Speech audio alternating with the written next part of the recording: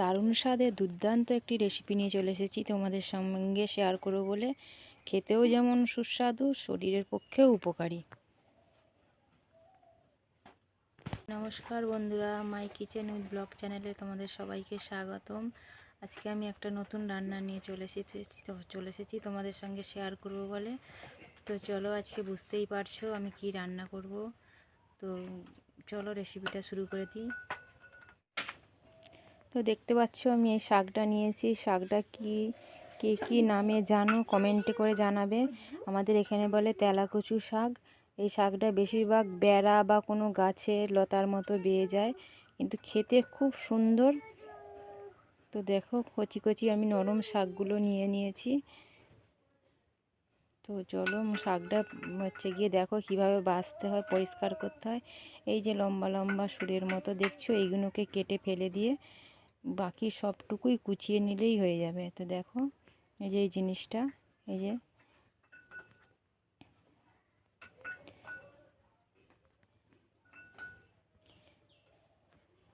এই জিনিসটা ফেলে দিতে হবে, দিয়ে পাতা শুদ্ধ ডাঁটা ছোট ছোট কুচো করে নিলেই হবে। তো দেখো আমি ধুয়ে নিয়েছি, পরিষ্কার করে ধুয়ে নিয়েছি।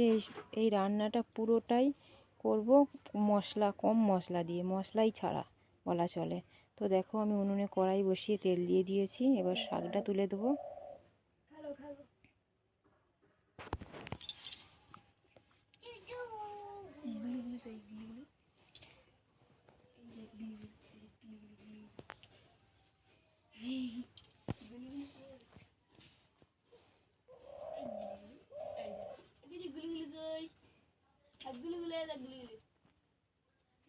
নুন দিয়ে দিচ্ছি, এবার দিয়ে দেবো হলুদ,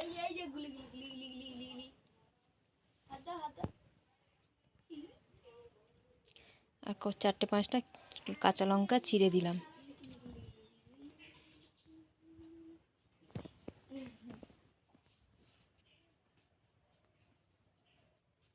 এইভাবে নেড়ে চেড়ে শাকটা কমে গেছে, দেখো আমি কীভাবে নেড়ে চেড়ে নিচ্ছি। এইভাবে নেড়ে চেড়ে নিলেই হবে। নিয়ে এবার জল ঢেলে দিতে হবে।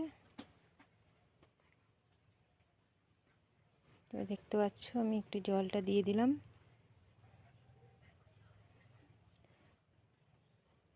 দিয়ে এবার ঢাকনাটা দিয়ে দেবো। এবার সিদ্ধ হওয়া পর্যন্ত ওয়েট করলাম। দেখো আমার সিদ্ধটা মনে হচ্ছে হয়ে গেছে।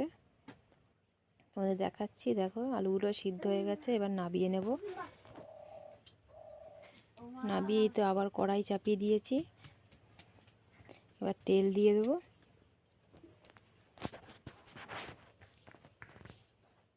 তেলে দিয়ে শুকনো লঙ্কা 3-4টে চিড়ে দিয়েছি। এবার দিয়ে দিলাম 5 ফোড়ন, আর দিয়ে দেবো 2টো তেজপাতা।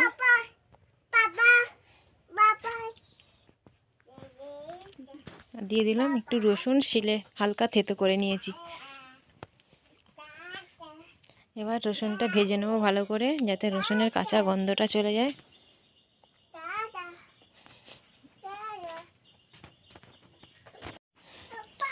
ভালো করে একটু ভেজে নেব। তো আমার রসুনটা ভাজা হয়ে গেছে। এবার তরকারিটা ঢেলে দেবো। এইভাবে নেড়ে চেড়ে নিতে হবে, দিয়ে যাতে কিছু আলু একটু ভেঙে যায়, একটু ভেঙে দিতে হবে। তো দেখো আমি আলুগুলো ভেঙে দিয়েছি। আগে থেকে জিরে ভেজে রেখেছিলাম, সেটা শিলে গুঁড়িয়ে নিয়েছি, দিয়ে দিলাম। এবার আমার রান্নাটা কমপ্লিট। এবার নাবিয়ে নিলেই হয়ে যাবে।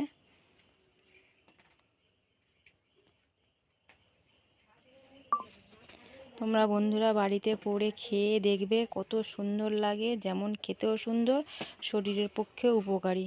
তো এখনও যারা আমার চ্যানেলটা সাবস্ক্রাইব করোনি বন্ধুরা, প্লিজ সাবস্ক্রাইব করে দিও। সবাই ভালো থাকবে, সুস্থ থাকবে। আমার আজকের রান্না এই পর্যন্তই।